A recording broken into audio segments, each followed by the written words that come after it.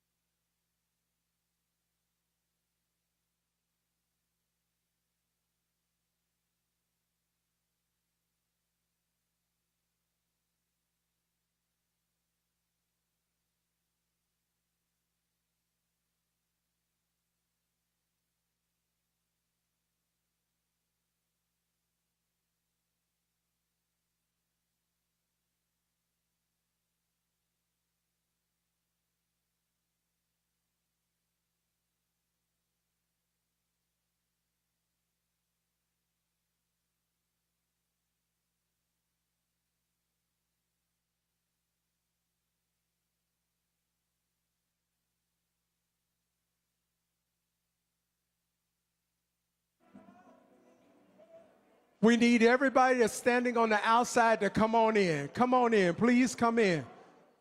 Y'all sing that.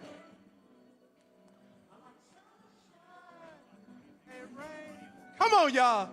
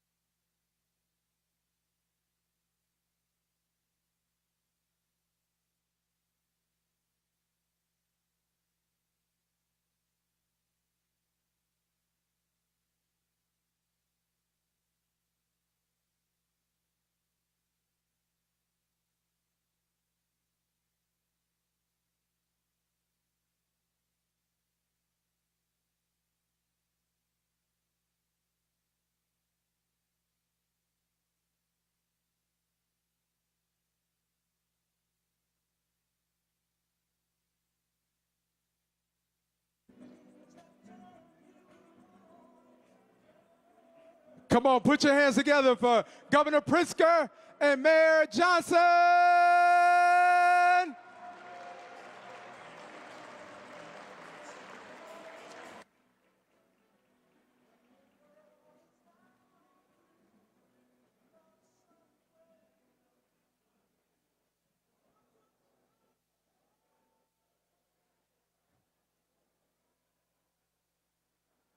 I think we're about ready to start, so.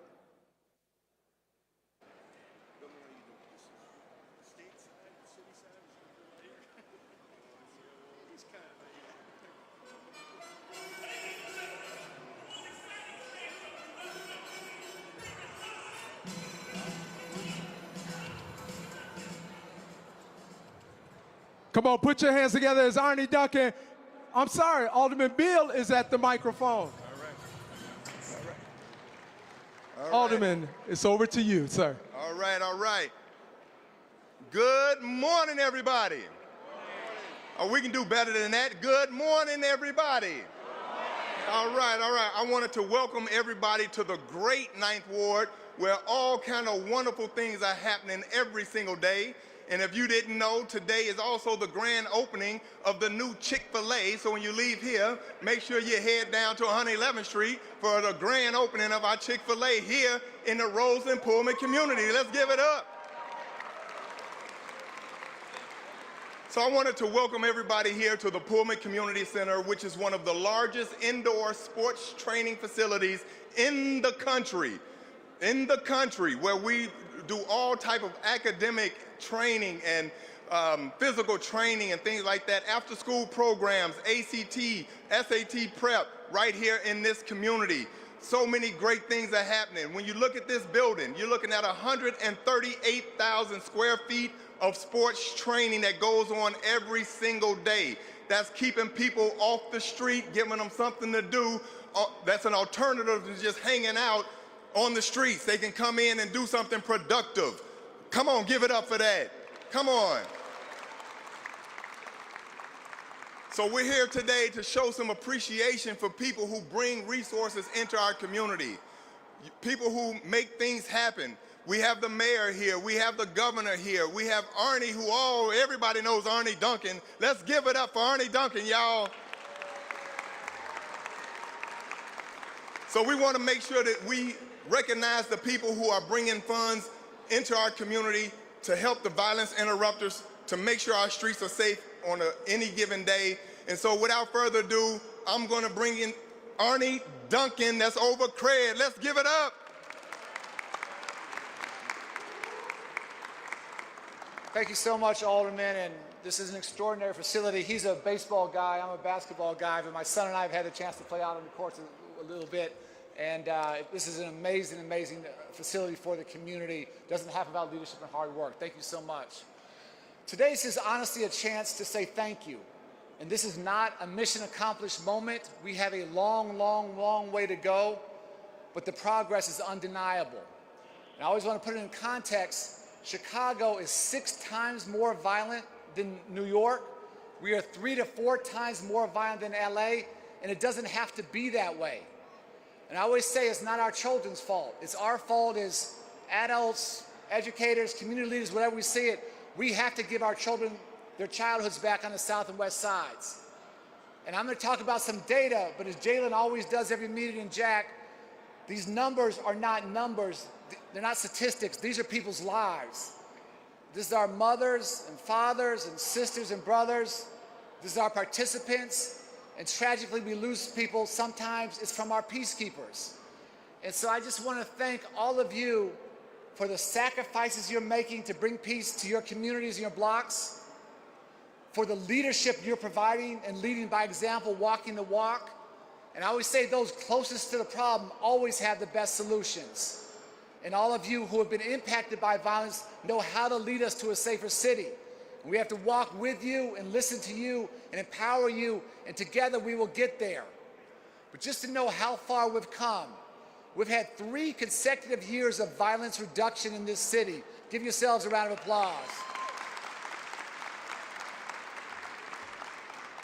And if, and it's a big if, and I don't even like to talk about this stuff, I never want to jinx us, if we can have a 4th year, 2025, another year of violence reduction, that'll be the first time in 25 years Chicago has had 4 consecutive years of violence going down.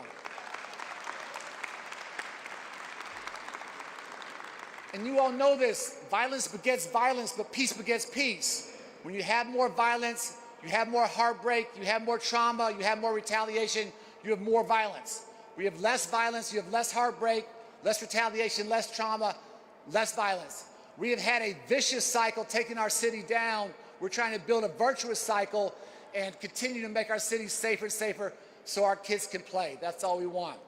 The work we do is hugely important, but it's also hugely important to study the work and to analyze the work and to be very vulnerable and to share our data. And we have good stories, we have bad stories, but it's the truth. We can never hide from the numbers. But having an outside entity, Northwestern University and Corners, look at our progress over time, be able to give the hard numbers, not the spin, not the whatever, but the truth, that is invaluable to building public confidence in all of our collective work. And I've worked with some amazing university partners when I led CPS and in DC. But honestly, I say this all the time, I've never had a better university partner who makes us better in real time than Northwestern University and Corners. So I want to bring up Andy Papachristos to walk you through some of what the data is telling us about the effect all of you guys are having increasing our city. Please give it up for Andy. Thank you, everybody. A professor with a microphone in the morning. I know you're all excited. For the past 7 years, our team at Corners, the Center for Neighborhood Engaged Research and Science in Northwestern, has worked alongside community violence intervention organizations across Chicago to understand, to measure, and hopefully to enhance this life-saving work. We've approached this partnership with scientific rigor, but also with a deep respect for the expertise and lived experience of the CVI workers and peacekeepers that you're bringing to the table. Today, I'm excited to share what our research reveals about the Peacekeeper programs. You have a one-pager on your chair. But this is an innovation that was born in Chicago that is now being expanded and has expanded to Cook County. So we need to talk about innovation and creation, and Chicago makes things, and this is one of the things that Chicago's made. So let me just start with the headline. There is a clear correlation between the work of peacekeepers and the declines in gun violence at hotspots and their surrounding communities.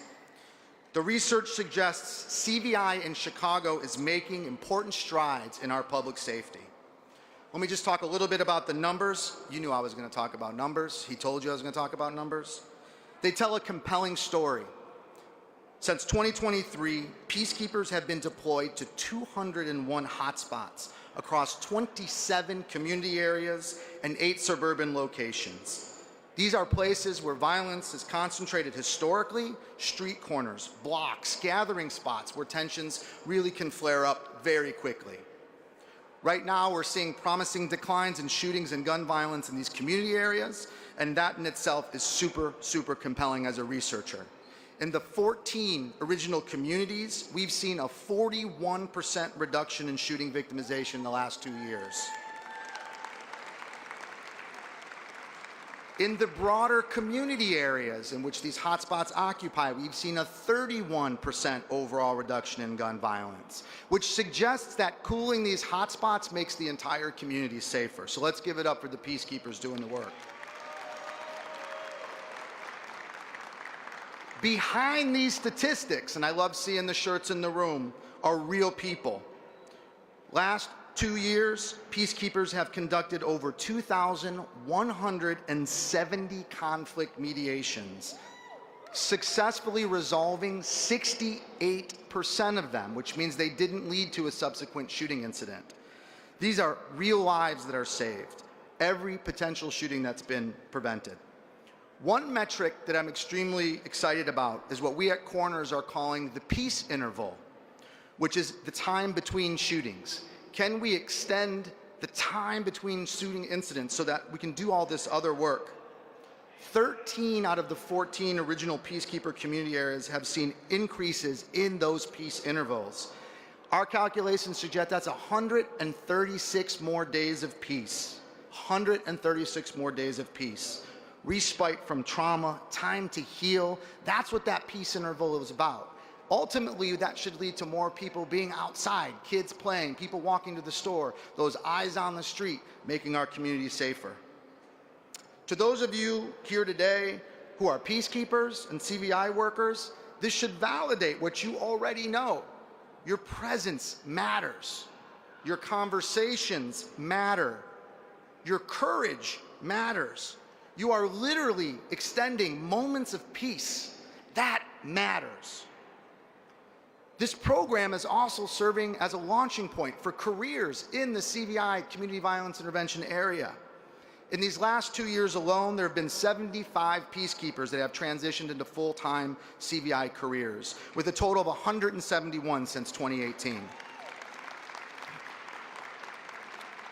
Just briefly, to put this in the broader context of the things that Chicago and Cook County and Illinois have made in this space, the rest of our work at researchers suggests that this is just part of a larger ecosystem that are making our communities safer. When we look at communities partnering for peace, our research has suggested that over the first 5 years of the program, they prevented at least 383 shootings and homicide. That's about 7 a month. That's amazing. Chicago CRED has shown double-digit reductions in gun carrying and gun violence among its participants. That's also amazing. So I want to close out by thanking Governor Pritzker, Mayor Johnson, all our elected officials for investing in the innovations and the things that Chicago and Illinois are making. We make stuff. That's what we do. We innovate. That's what we do. To the philanthropic and business communities, thank you for investing in this. Please continue to do so. And to the CVI organizations and peacekeepers in this room, thank you for allowing us and our team to be there alongside you. The evidence we're presenting today doesn't capture everything you do, but it does confirm what many communities already know. Your work is making Chicago safer. Thank you.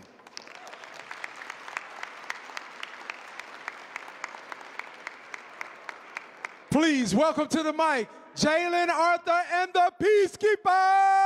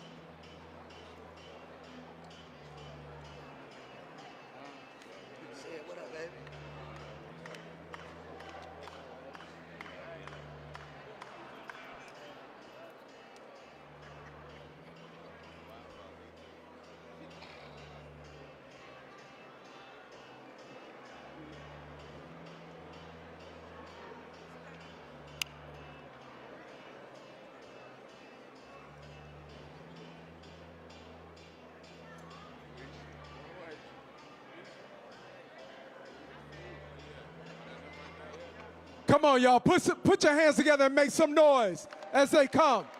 Come on. Come on. It's all right to stand to your feet, saving lives every day, making a difference on the streets. Come on, y'all, make some noise. Every day.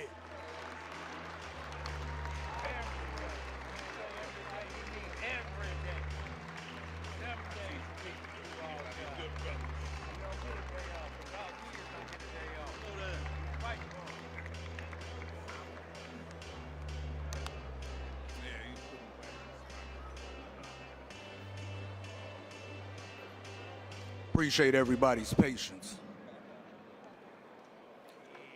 Can I have everybody's attention, please?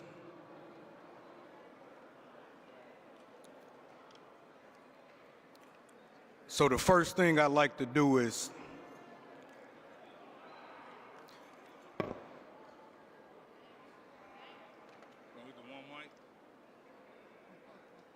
all right, let me get everybody's attention, please.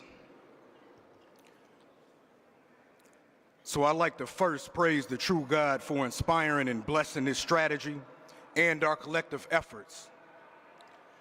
In this war for peace, recruiting and training well-respected peacekeepers from the trenches to post up on front lines and war zones, interrupting deadly conflicts, negotiating no-slide agreements and non-aggression agreements between tribes at war.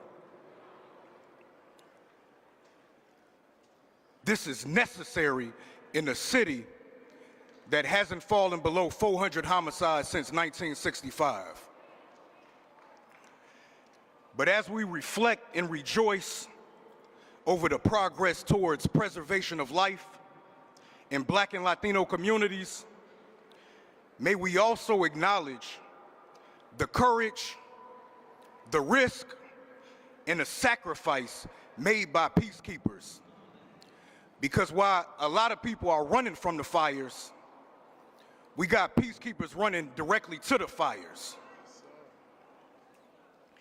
May 31st, 2019, I received a call that a peacekeeper was shot on 79th and Paulina.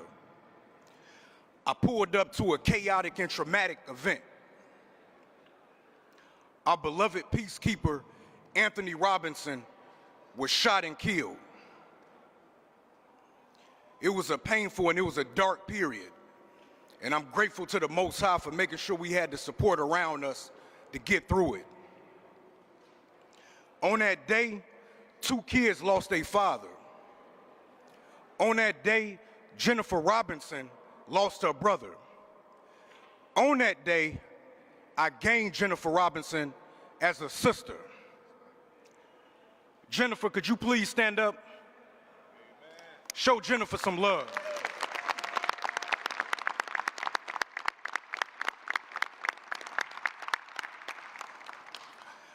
Our peacekeepers deserve to be respected, appreciated, and they deserve our ongoing support.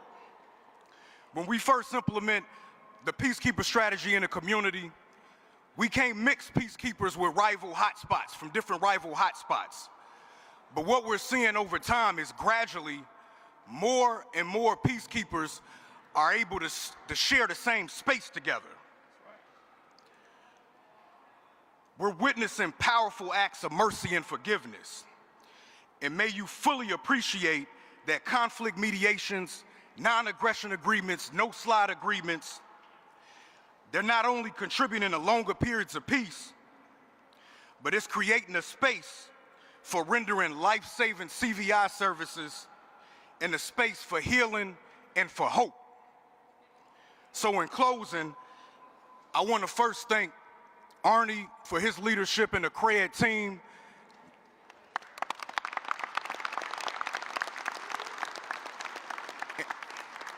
And not just for taking a chance on a risky strategy, but for staying the course, not just through the wins, but through some devastating losses. I also want to thank Governor Pritzker for his progressive and courageous leadership.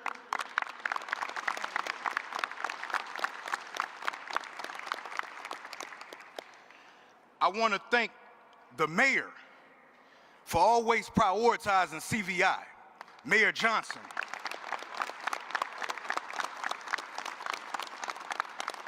I want to thank Secretary Grace Ho, Assistant Secretary Kiwana Bell, and Carrie. Them our beloved sisters right there, and we gotta support our women leadership.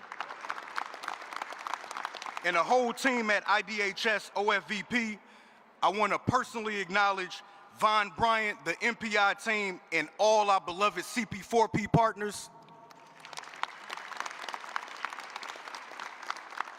And I want to personally acknowledge Brother Levon Stone from Activists and all the Activist implementers, all they partners from the city to the suburbs.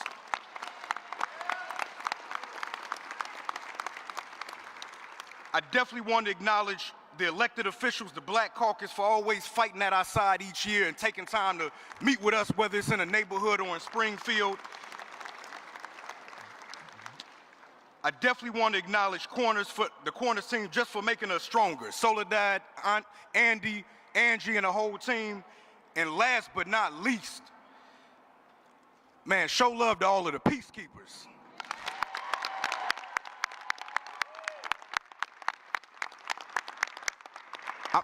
I'm gonna ask the peacekeepers to take their seat now. We're gonna bring them back up at the end for a photo with the governor and the mayor and the other supporters. Appreciate y'all.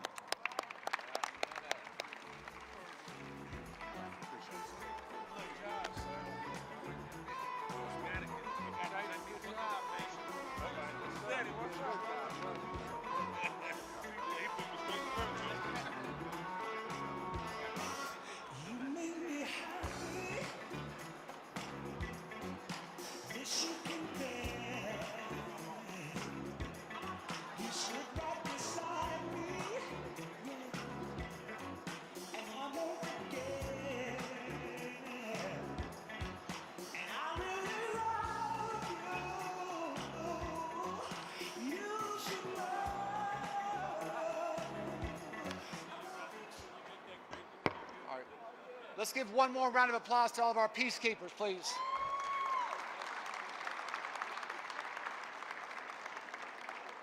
This is honestly a pretty emotional day.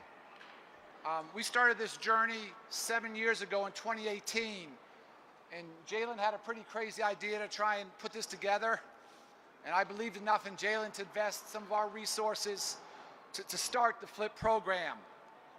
In 2018, we started with $1 million of all private money.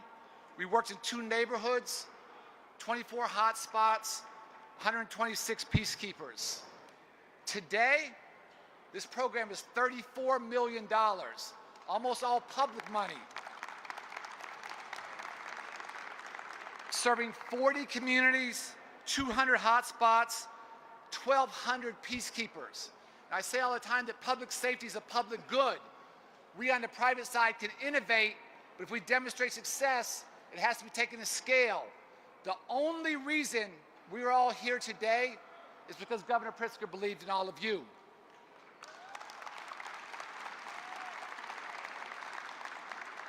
Along with his colleagues in the legislature, they have invested in our poorest communities and our most violent communities, not out of pity, but out of hope and out of realization that these communities could strengthen themselves. And to see this kind of movement happen is simply extraordinary. I think it's the best of public policy where you get results, you scale what happens, you innovate. So Governor Pritzker, thank you for your heart, thank you for your commitment, thanks for believing in all the men and women who want to make our communities safer. I'd like to welcome you to the podium.